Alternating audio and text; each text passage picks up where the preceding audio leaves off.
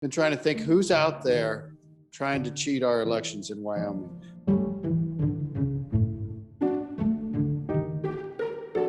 Who's waking up real early in the morning and thinking they're going to get to the polls before the actual person that's registered to vote is there, to misrepresent themselves as that person and to cast a vote. I'm just having a little bit of trouble understanding how this fraud comes about.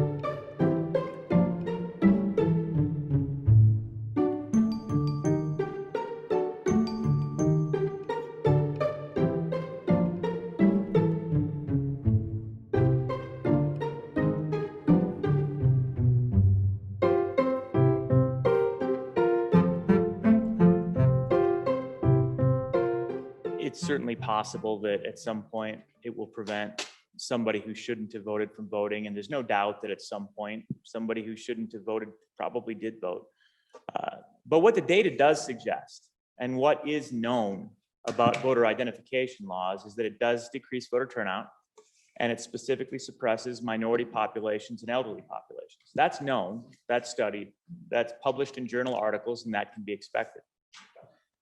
So if the desire is to increase the integrity of our system, a priority of the system is really to get voter turnout. If you look at our voting system, it's hard to say that we're doing a spectacular job with voter turnout. We don't necessarily have voter turnout rates where 90% of our voting population shows up to the polls. It's far lower than that. We're lucky when we get into the 60s sometimes. And what this does is discourage that. And it will affect hundreds, if not thousands, and make it more difficult, adding barriers, adding steps to the process of a system that isn't broken.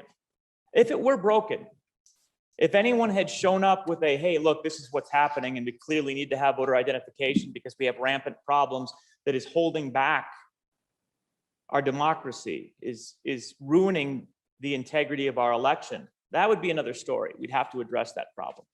We don't have that. We have the fear of that. No evidence, no cases, just fear, uncertainty, and doubt that was sown in the last election. We took that upon ourselves. We believed it. Now we're reacting to it in a way that reduces access, participation, and representation by the people of the state.